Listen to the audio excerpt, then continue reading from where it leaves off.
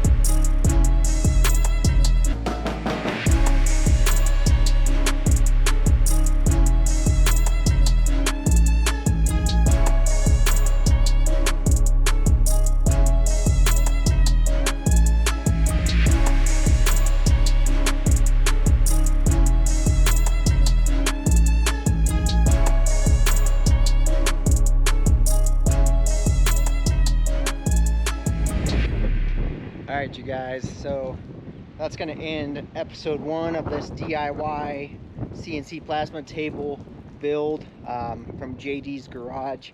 We got pretty much all the frame drilled out. I didn't bother with the X-axis yet. That's the only pipe I have left, but I'm gonna get all these sanded down smoothly and painted up. But thanks for watching. Stay tuned for more.